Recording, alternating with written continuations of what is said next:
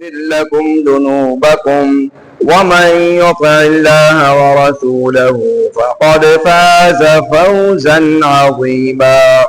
أما بعد فإن خير الحديث كتاب الله وأحسن الهدي هدي محمد صلى الله عليه وسلم وشر الأمور محدثاتها وكل محدثة بدعة وكل بدعة ضلالة وكل ضلالة في النار. فأعوذ بالله السميع العليم من الشيطان الرجيم من همزه ونفثه. بسم الله الرحمن الرحيم. محمد رسول الله والذين معه أشداء على الكفار رحماء بينهم تراهم ركعا سجدا يبتغون فضلا من الله ورضوانا سيماهم في وجوههم من أثر السجود. رب اشرح لي صدري ويسر لي أمري واحلل عقدة من لساني يفقه قولي. رب زدني علما. اللهم لا سهل إلا ما جعلته سهلا وأنت تجعل الحزن إذا شئت سهلا. حاضرین جمعہ، سامعین و سامعات، اللہ رب العالمین کی حمد و ثنا اور خاتم النبیین والرسل فداہ ابی و امی صلوات ربی و سلامہ علیہ پر صلاۃ و سلام کے بعد، عربی تقویم کے اعتبار سے یہ سال 9 کا دوسرا جمعہ ہے. آج محرم الحرام کی 8ویں تاریخ ہے ہمارے یہاں کی تقویم کے اعتبار سے. یہ مہینہ اسلامی تقویم میں ان حرمت اور تقدس والے مہینوں میں سے ہے جنہیں اللہ رب العالمین نے بطور خاص مختص فرمایا ہے. ان مہینوں کے اندر ظلم و تعدی اور ہر قسم کی زیادتی سے روکا ہے. یہ سال کے 4 حرمت کے مہینوں میں سے پہلا مہینہ ہے مہینوں کی ترتیب کے اعتبار سے. اس مہینے کو شہر اللہ المحرم بھی کہا جاتا ہے. اللہ کی طرف اس کی نسبت رکھی گئی ہے.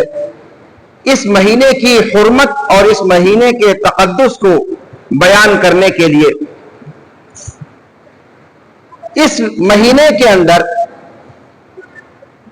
9 اور 10 محرم کو اللہ کے رسول صلی اللہ علیہ وسلم نے روزہ رکھنے کا حکم دیا ہے. ماہ رمضان المبارک کے روزے فرض ہونے سے پہلے عاشورہ کے روزے فرض کے طور پر رکھے جاتے تھے. اللہ کے رسول صلی اللہ علیہ وسلم ہی نہیں، قریش بھی اس روزے کا اہتمام کیا کرتے تھے.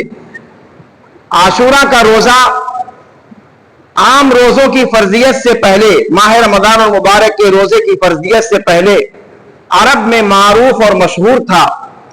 اللہ کے رسول صلی اللہ علیہ وسلم جب مدینہ تشریف لائے اور آپ صلی اللہ علیہ وسلم کا سابقہ اہل کتاب سے ہوا، یہودیوں سے آپ کا سامنا ہوا، تو صحابہ کرام نے بتلایا کہ یہود اس دن کو بطور خاص منایا کرتے ہیں اور وہ یہ عقیدہ رکھتے ہیں کہ یہ وہ دن ہے جس میں اللہ رب العالمین نے موسیٰ علیہ وعلا نبینا صلاۃ و تسلیم کو فرعون جیسے ظالم و جابر شخص سے اور اس کے لشکر سے نجات عطا فرمائی تھی.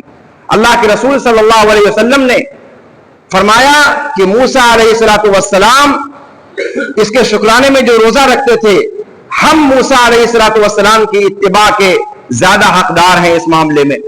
اس لیے کہ انبیاء اور رسول آپس میں اللہتی بھائی ہوتے ہیں، جیسا کہ اللہ کے رسول صلی اللہ علیہ وسلم نے دوسری روایت میں بیان فرمایا.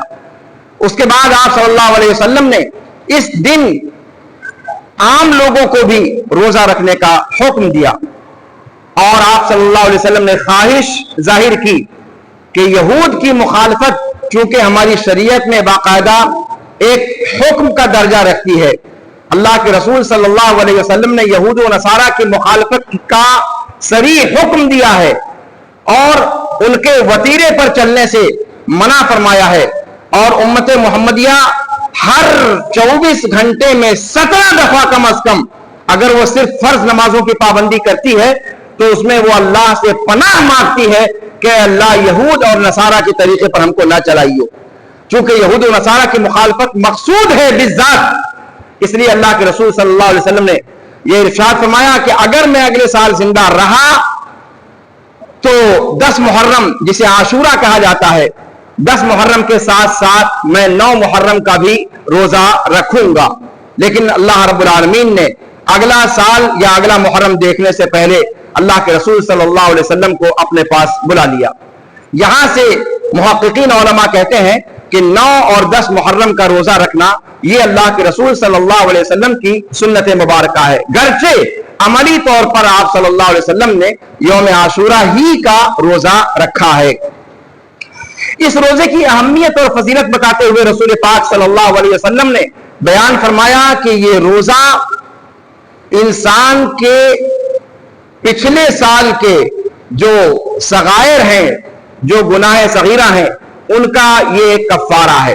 یکفر السنۃ الماضیہ، یہ ایک دن کا روزہ یا 2 دن کا روزہ پچھلے سال کیے ہوئے جتنے بھی انسان کے گناہ ہیں، چھوٹے چھوٹے گناہ، کبائر کا جو معاملہ ہے وہ تو آپ جانتے ہیں کہ بڑے گناہ اس طریقے سے معاف نہیں ہوتے، اس کے لیے معافی کے لیے کچھ شرائط ہیں، توبہ کا معاملہ ہے اور توبہ کے شروط کا مکمل ہونا یہ ضروری ہے، حقوق العباد کا معاملہ ہے تو اس کو لوٹانا ضروری ہے، صرف اللہ کے سامنے رونے گڑانے سے بندوں کے جو حقوق آپ نے مار رکھے ہیں وہ نہیں بخشے جائیں گے۔ تو یہاں جو 1 سال کے گناہوں کا کفارہ ہے، یا اور یوم عرفہ کے تعلق سے جیسے اللہ کے رسول صلی اللہ علیہ وسلم نے فرمایا کہ وہ سابقہ سال کا اور سال رواں کا 2 سال کے گناہوں کا کفارہ ہے، یہ جتنے بھی آپ صلی اللہ علیہ وسلم نے ثواب ذکر فرمائے ہیں یہ چھوٹے گناہ یا صغائر کی معافی کا معاملہ ہے، کبائر کی معافی کا معاملہ نہیں ہے۔ تو بہرحال یوم عاشورہ کا روزہ یہ پچھلے سال کے گناہوں کا کفارہ ہے، اور یہاں سے ہم تمام لوگوں کو اس بات کا اہتمام کرنا چاہیے کہ 9 اور 10 محرم کے روزے کی تیاری کریں۔ پورا عالم اسلام، پوری امت محمدیہ، پوری اہل سنت والجماعت کی جو آبادی ہے وہ ماہ محرم کا انتظار کرتی ہے ان 2 روزوں کو رکھنے کے لیے۔ 9 اور 10 محرم یعنی کل اور پرسوں کا دن یہ ہمیں روزے سے رہنا ہے، اور انشاءاللہ العزیز ہم سب عہد کریں کہ ہم اس روزے کو رکھیں گے، یہ دونوں روزے رکھیں گے۔ اللہ رب العالمین ہمیں اس کی توفیق عطا فرمائے۔ ماہ محرم کے حوالے سے جو شرعی پہلو ہے وہ بس اسی قدر ہے، اس کے علاوہ اہل توحید اس ماہ کو کسی اور حوالے سے اس کی شناخت نہیں جانتے۔ ہاں اہل بدعت کے یہاں جب بدعت ہی پر طبیعت مطمئن ہوتی ہے اہل بدعت کی، تو پھر بدعت ایجاد کیے بغیر سکون کہاں، سنت سے پیٹ بھرنے والا کہاں، جب تک 10-5 بدعتیں ایجاد نہ کر لیں، اور بدعت جو ہوتی ہے وہ بدعت کو جنم دیتی ہے، تو پھر بدعتوں کا پٹارا یہاں پر دکھائی دیتا ہے۔ اہل سنت کے بالمقابل جو واقعی اہل سنت ہیں، جو اہل سنت والجماعت کا لیبل صرف لگا کر اپنے آپ کو اہل سنت نہیں کہتے بلکہ حقیقت میں وہ اہل سنت ہیں، یعنی سنت رسول صلی اللہ علیہ وسلم کی پیروی کرنے والے، صحابہ کرام کی جو جماعت ہے اس جماعت کی پیروی کرنے والے، جو حقیقت میں اہل سنت والجماعت کا مضمون ہے، ورنہ چھچھندر کے سر میں چنبیلی کا تیل۔ اہل سنت والجماعت آج جس کو کہا جاتا ہے ان کا اہل سنت والجماعت سے دور دور تک کوئی لینا دینا نہیں ہے۔ نام رکھنے کو کوئی کچھ بھی نام رکھ لے، اگر ٹاٹ میں مخمل کا پیوند لگا دیا جائے تو ٹاٹ کی اہمیت نہیں بڑھ جائے گی، ٹاٹ ٹاٹ ہی رہے گا، تو چھچھندر کی قیمت کبھی نہیں بڑھ سکتی۔ اس لیے اہل سنت والجماعت جب ہم کہتے ہیں تو یہاں مراد اہل سنت والجماعت کا جو حقیقی مضمون ہے وَمَن يُشَاقِقِ الرَّسُولَ مِن بَعْدِ مَا تَبَيَّنَ لَهُ الْهُدَى وَيَتَّبِعْ غَيْرَ سَبِيلِ الْمُؤْمِنِينَ نُوَلِّهِ مَا تَوَلَّى وَنُصْلِهِ جَهَنَّمَ وَسَاءَتْ مَصِيرًا۔ اس آیت کریمہ میں جن مومنین کے راستے کی بات کہی گئی ہے، ان مومنین کی راہ پر چلنے والے حقیقت میں اہل سنت والجماعت وہی ہیں، اور ہم جب اہل سنت والجماعت کہتے ہیں تو اس سے مراد یہی لوگ ہوتے ہیں۔ تو ان کا طریقہ یہ ہے کہ وہ اس مہینے کا انتظار 9 اور 10 محرم کے روزے کے لیے کرتے ہیں۔ اس مہینے کی عظمت یہ ہے کہ اس میں اللہ رب العالمین نے فرعون اور اہل فرعون کو دریا برد کیا تھا، اہل حق کی نگاہوں کے سامنے تڑپاتے ہوئے ان کو موت سے درکنار کیا تھا، اور اہل حق کو اللہ رب العالمین نے نجات عطا فرمائی تھی۔ اور یہ عاشورہ کا پیغام قیامت کی صبح تک باقی رہنے والا ہے کہ اہل حق چاہے جتنے پریشان کر دیے جائیں، چاہے جتنا ستا لیے جائیں، چاہے جتنا ان کو زد و کوب کر لیا جائے، چاہے ان کا قافیہ جس قدر تنگ کر لیا جائے، لیکن صبح امید انہی کی طلوع ہونے والی ہے۔ اماوس کی رات کے بعد امیدوں کا سورج اہل حق کے حق میں ہے، اہل حق کے لیے طلوع ہونے والا ہے۔ اور جیسے فرعونیوں کو اللہ رب العالمین نے ان کے طاغوت کے باوجود، ان کے جبروت کے باوجود، ان کی طاقت و سطوت کے باوجود، ان کی گھن گرج کے باوجود اللہ رب العالمین نے ایسے مسل کر رکھ دیا جیسے ہم اور آپ چیونٹی کو مسل کر رکھ دیتے ہیں۔ تو یہ پیغام عاشورہ کے اندر چھپا ہوا ہے کہ اے اہل حق، تم پریشان نہ ہو، زمانے کے تحدیات سے، زمانے کے چیلنجز سے، زمانے کی نیرنگیوں سے تمہیں پریشان ہونے کی ضرورت نہیں ہے۔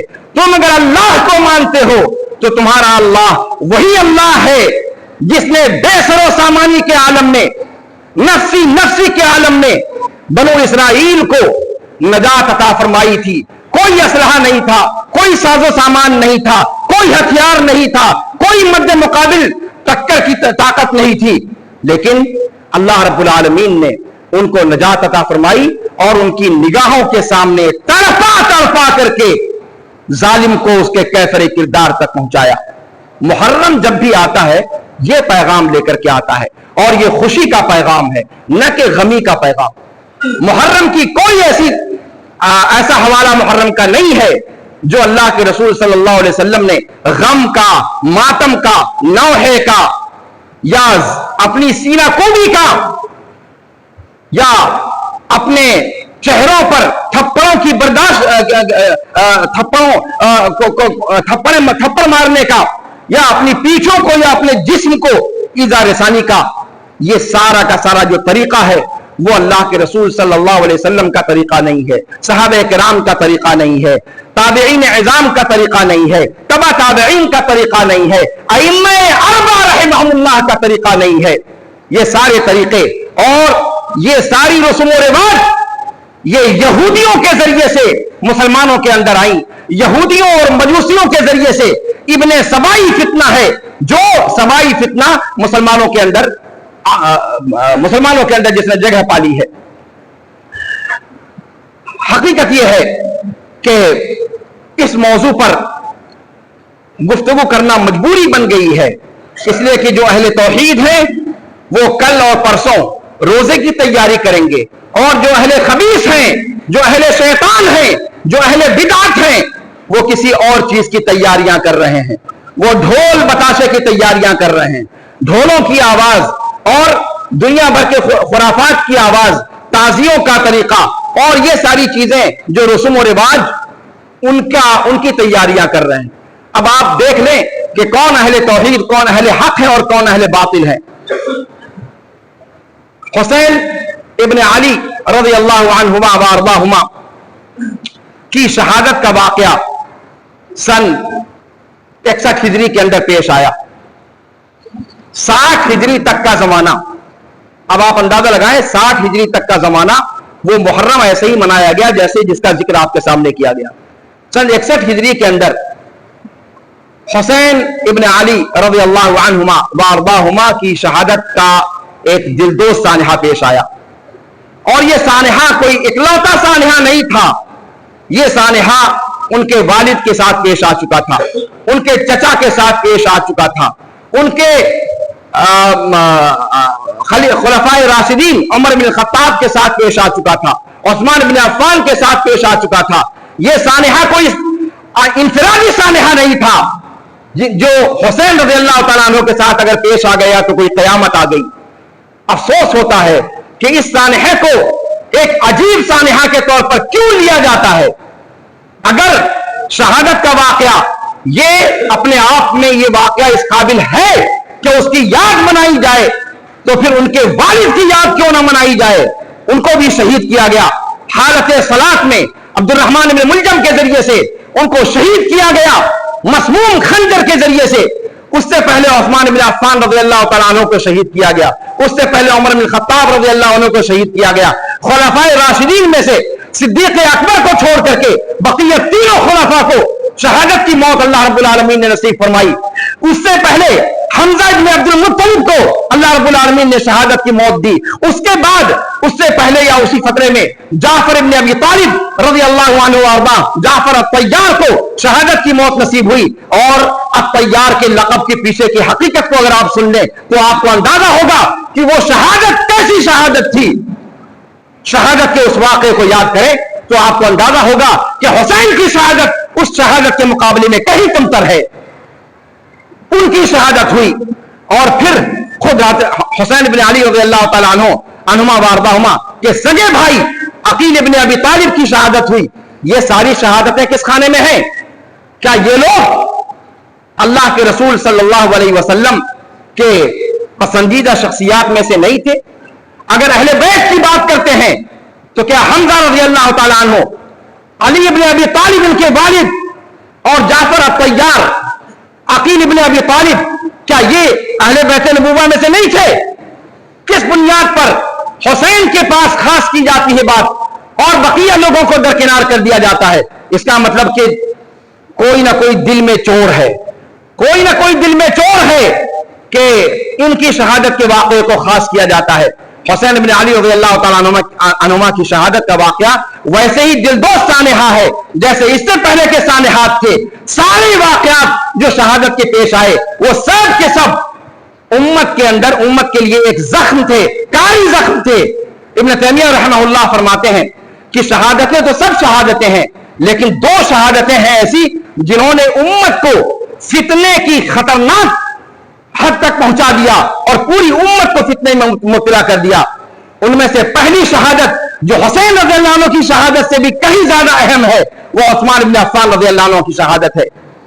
عثمان بن عفان رضی اللہ تعالیٰ عنہ وارضاہ کی شہادت، اس نے فتنے کا جو دروازہ کھول دیا وہ دروازہ پھر کبھی آگے بند نہیں ہوا۔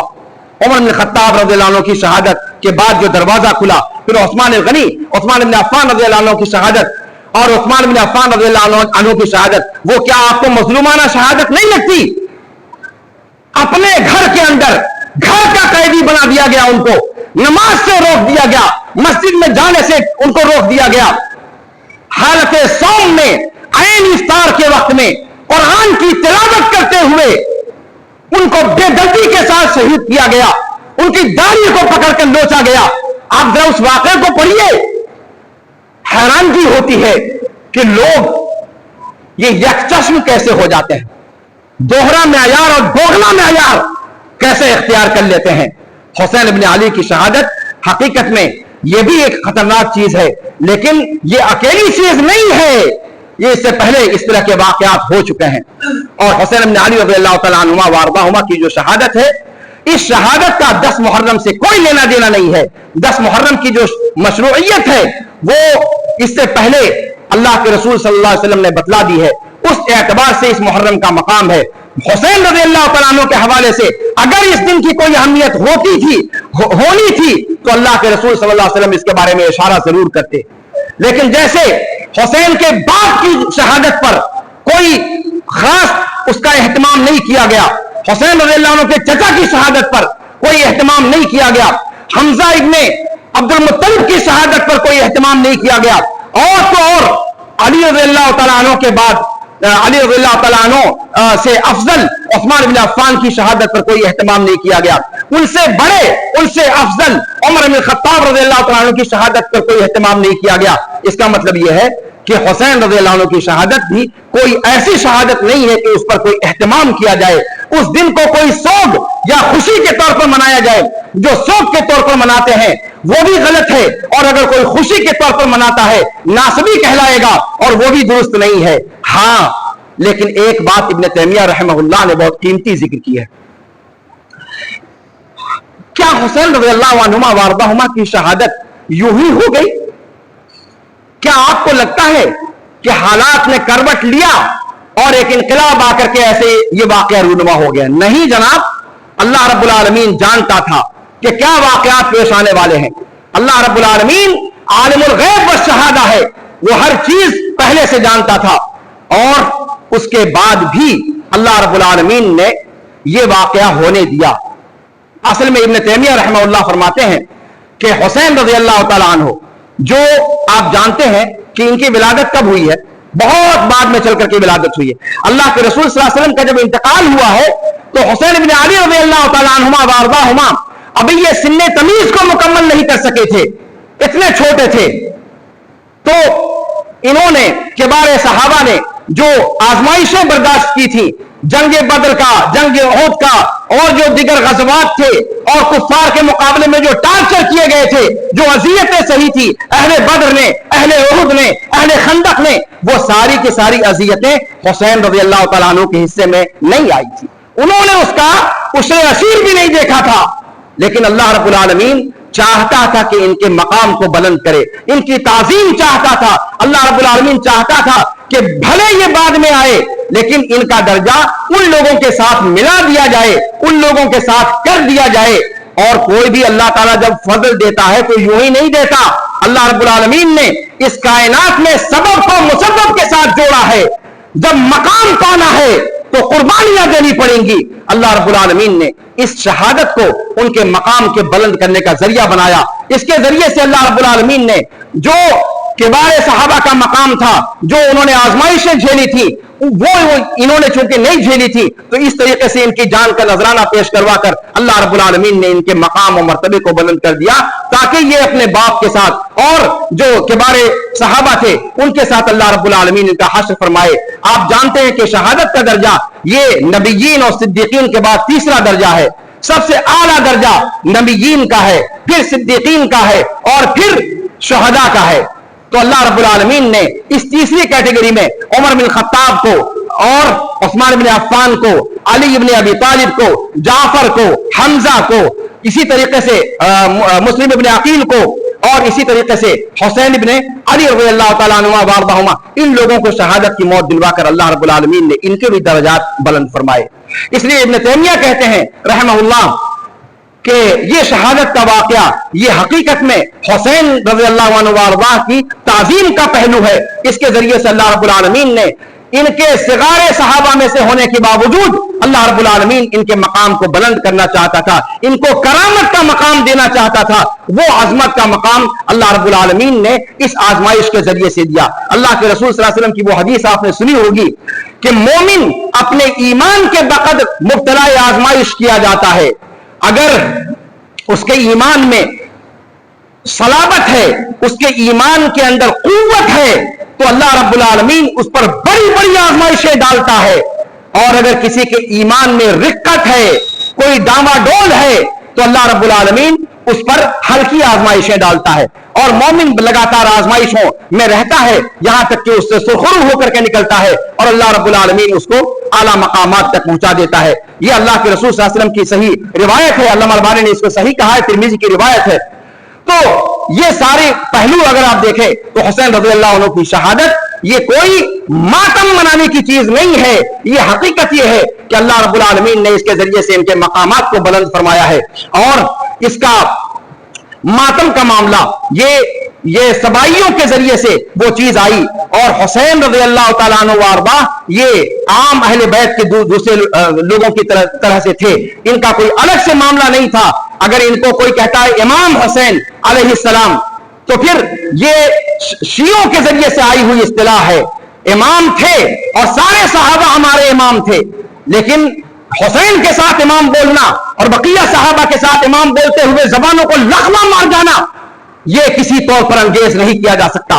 اگر آپ امام بولتے ہیں تو سارے صحابہ کو بولیے جو ان سے افضل تھے، جو ان سے بڑے تھے، ابو بکر کے ساتھ بولیے، عمر کے ساتھ بولیے، عثمان کے ساتھ بولیے، اور اگر نہیں بولتے ان کے ناموں کے ساتھ بولتے ہوئے اگر آپ کی زبانوں کے اندر لکنت آ جاتی ہے، آپ کی زبانوں کو لقمہ مار جاتا ہے، تو پھر حسین کے ساتھ امام کہنے کی کوئی ضرورت نہیں ہے۔ حسین رضی اللہ عنہ کے اندر ایسے کوئی سرخاب کے پر نہیں لگے تھے کہ ان کو امام کہیں اور علیہ السلام کہیں۔ یہ سارا کا سارا معاملہ شیعوں کے ذریعے سے آیا ہے، جو یہ سمجھتے ہیں کہ اہل بیت سے ہو جانا یہ ان کو عصمت کے مقام پر پہنچا دیتا ہے، اور عصمت کا مقام یہ نبوت کا مقام ہے۔ ہم ایسا نہیں مانتے، چاہے اہل بیت کے لوگ ہوں، چاہے اہل بیت کے علاوہ ہوں، ان سب کے لیے باعث شرف صحابہ ہونا ہے، نہ کہ اس سے اوپر کوئی مقام۔ صحابہ کا جو مقام ہے وہی مقام ان کا بھی ہے۔ ان کے پاس پلس پوائنٹ یہ ہے کہ یہ اہل بیت میں سے ہیں۔ اس لیے اس بات کو سمجھیں، حسین رضی اللہ تعالیٰ عنہ کی جو بیوی کسرا کی بیٹی تھی، اس حوالے سے وہ لوگ مجوسیوں نے حسین رضی اللہ عنہ کی اولاد کے لیے امامت کا مقام گڑھا اور اپنے 12 اماموں کا عقیدہ ایجاد کیا، اور ان سارے اماموں کو اپنا امام کہتے ہیں اور ان کے ساتھ عصمت کا عقیدہ جوڑتے ہیں، اور اس وجہ سے وہ ان کو علیہ السلام کہتے ہیں۔ اہل سنت والجماعت کے بہت سارے لوگ، بہت سارے علماء جو اپنے آپ کو علماء کہتے ہیں اور ان کی بڑی بڑی تحریریں مشہور ہیں، وہ اپنی کتابوں کے اندر اس قسم کی غلطیاں کرتے ہیں۔ اللہ اللہ اس قسم کے معاملات سے بچیں۔ کسی بھی صحابی کی شان میں اگر آپ کی تحریروں سے، آپ کے قلم سے، آپ کی زبان سے کسی بھی صحابی کی توہین ہوتی ہے، اللہ کی قسم اللہ کا کوئی عذاب آپ کو نہ دھر دبوچے، اس بات سے آپ ڈریے۔ کسی صحابی جس کی نگاہ اللہ کے رسول صلی اللہ علیہ وسلم کے رخ انور پر پڑ گئی، چاہے وہ پل بھر کے لیے اس نے رسول اللہ صلی اللہ علیہ وسلم کو دیکھا ہو، ایسے کسی صحابی کے بارے میں ہم اگر کوئی گستاخی والی بات کہتے ہیں، چاہے پھر وہ معاویہ ہو، چاہے وہ ابو سفیان ہو، چاہے ان کی والدہ ہند ہو، چاہے اس کے علاوہ اور کوئی صحابی ہو، اگر ان کے بارے میں کوئی غلط بات کہتے ہیں، حسین رضی اللہ تعالیٰ عنہ کی آڑ لے کر اور یزید کو بدنام کرنا، یزید کو لان تان کرنا، جو یزید ابن تیمیہ کے بقول یہ کوئی بہت بڑا ولی اور صالح نہیں تھا، لیکن بہادر انسان تھا اور فضائل اس کے اندر تھے، اور حسین رضی اللہ عنہ کی شہادت میں اس کا دور دور تک کوئی کردار نہیں ہے۔ یہ سارا کا سارا معاملہ نیچے آیا، بلکہ ابن کثیر نے ذکر کیا ہے کہ حسین رضی اللہ عنہ کی شہادت کا معاملہ جب ان تک پہنچا تو زار و قطار رونے لگے، اور روتے ہوئے انہوں نے لعنت بھیجی تھی ابن زیاد پر جس نے حسین رضی اللہ عنہ کو قتل کیا تھا۔ ہاں، ابن تیمیہ کہتے ہیں کہ یزید پر اگر کوئی گرفت ہے تو وہ یہ کہ جو کارروائی حسین کے قاتلوں کے ساتھ کرنی چاہیے تھی وہ یزید نے نہیں کی، اور یہ اس کے اوپر ایک مواخذہ اس کا ذکر کیا گیا ہے، لیکن اس کی بنیاد پر یزید کو لان تان کرنے کا کوئی جو سلسلہ ہے وہ متقدمین کی یہاں نہیں ملتا۔ حسین رضی اللہ تعالیٰ عنہ وارضاہ کا یہ اقدام ایک اجتہادی غلطی تھی، بہت سارے صحابہ کرام نے ان کو روکا تھا۔ عبداللہ ابن عمر رضی اللہ تعالیٰ عنہما، عبداللہ ابن عباس رضی اللہ تعالیٰ عنہما، عبداللہ ابن زبیر رضی اللہ تعالیٰ عنہما، اسی طریقے سے مسور ابن مخرمہ رضی اللہ تعالیٰ عنہ، اسی طریقے سے ابو سعید خدری رضی اللہ تعالیٰ عنہ، اور اسی طریقے سے جابر ابن عبداللہ رضی اللہ تعالیٰ عنہ، جلیل القدر صحابہ کی ایک جماعت ہے جس نے حسین رضی اللہ تعالیٰ عنہ کی بات تھام کر کے کہا تھا کہ حسین کوفہ والوں کے خطوط پر بھروسہ نہ کیجئے، وہ غدار ہیں، وہ آپ کا ساتھ چھوڑ دیں گے۔ اور ابن عباس نے یہاں تک کہا تھا کہ حسین میں آپ پر اسی وقت انا للہ پڑھ رہا ہوں، اس لیے کہ میں جانتا ہوں کہ آپ اب زندہ واپس نہیں آئیں گے۔ اتنی ساری باتیں ہونے کے باوجود حسین رضی اللہ تعالیٰ عنہ نے خروج کیا، حسین رضی اللہ تعالیٰ عنہ۔ لیکن ایک بات یہاں پر اور واضح کر دوں کہ حسین رضی اللہ تعالیٰ عنہ کا یہ سفر جو مدینہ سے مکہ تھا، پھر مکہ سے آپ کوفہ کے لیے گئے، یہ سفر حکومت کے خلاف بغاوت نہیں تھی۔ اس چیز کو نوٹ کر لیں آپ، حکومت کے خلاف بغاوت نہیں تھی۔ اگر یہ حکومت کے خلاف بغاوت ہوتی تو مسلم ابن عقیل کا واقعہ سننے کے بعد جب کوفہ والے ابن زیاد کوفہ آیا اور کوفہ والے پھر گئے اور مسلم ابن عقیل کو ابن زیاد کے ہاتھوں سونپ دیا، یہ خبر جب حسین تک پہنچی، حسین رضی اللہ تعالیٰ عنہ نے اسی وقت واپسی کا فیصلہ کر لیا۔ اگر یہ حکومت کے خلاف بغاوت ہوتی تو حسین واپسی کا فیصلہ کبھی نہیں کرتے، اس لیے کہ یا تو آپ مانیں کہ وہ بزدل تھے نعوذ باللہ جو دشمن بھی نہیں کہتا ہے، یا تو پھر کہیں کہ یہ حکومت کے خلاف بغاوت نہیں تھی۔ اس لیے کہ اگر حکومت کے خلاف بغاوت ہوتی تو وہ اپنا سفر واپسی کا سفر کا ارادہ نہ کرتے. اس کا مطلب یہ ہے کہ ان کا ارادہ حکومت کے خلاف بغاوت نہیں تھا. اسی طریقے سے بعد میں جب عمر ابن سعد کے سامنے معاملہ آیا تو ابن زیاد نے عمر ابن سعد کو ہدایات دی کہ جنگ کرنے کے لیے. حسین نے کہا کہ 3 آپشن دیتا ہوں, مجھے یا تو میدان میں بھیج دو, مسلمانوں کے ساتھ سرحد پر قتال کرتا رہوں, یا یزید کے پاس جانے دو, یا پھر مجھے مکہ واپس جانے دو. لیکن یہ تینوں کی تینوں آپشن کس بات کی دلیل ہے؟ کہ وہ حکومت کے خلاف بغاوت نہیں تھی. ورنہ یہ تینوں آپشن کیوں دیتے حسین رضی اللہ تعالیٰ عنہ؟ تو اس چیز کو نوٹ کریں. آج کے تحریکی, آج کے فتنہ پرور, آج کے انقلابی ذہنیت کے لوگ جس طریقے سے حسین رضی اللہ عنہ کے واقعے کو انقلابی رنگ دینے کی کوشش کرتے ہیں, اللہ کے لیے وہ باز آ جائیں, ورنہ اللہ کی گرفت میں, اللہ کی لاٹھی میں آواز نہیں ہے. اللہ رب العالمین ہمیں توفیق دے کہ ہم ان واقعات کو صحیح پس منظر میں سے سمجھیں. اللہ رب العالمین ان آزمائشوں سے ہمیں محفوظ رکھے. عمر بن عبدالعزیز کے قول پر ہمیں چلنے کی توفیق عطا فرمائے کہ اللہ رب العالمین نے اس فترے میں ہمیں پیدا نہیں کیا, ہم اس دوران موجود نہیں تھے, لہذا ان کے درمیان, صحابہ کے درمیان جو معاملات ہوئے وہ اس درمیان ہم موجود نہیں تھے, ہمارا جسم موجود نہیں تھا. تو آج ہم اپنی زبانوں کو اس کے تعلق سے آلودہ نہ کریں, تمام صحابہ کرام کی عزت کریں, تمام صحابہ کرام کی تعظیم کریں, اور ان کے تعلق سے اللہ کے رسول صلی اللہ علیہ وسلم کی وعید کو یاد رکھیں کہ اگر کسی نے میرے صحابہ کو برا بھلا کہا تو اس نے مجھے اذیت دی. اس لیے ایسی کوئی کام, ایسی کوئی حرکت نہ کریں کہ جس سے صحابہ کرام کے مقام پر آنچ آئے. اللہ رب العالمین ہمیں توفیق دے کہ ہم حق بات کو سمجھیں اور حق پر قائم رہیں. اللہ رب العالمین ہمیں جب زندہ رکھے, اسلام پر زندہ رکھے, جب ہمارا خاتمہ ہو تو خاتمہ بالخیر ہو. اقول قولی ھذا واستغفر اللہ لی ولکم ولسائر المسلمین فاستغفروہ من کل ذنب انہ هو الغفور الرحیم.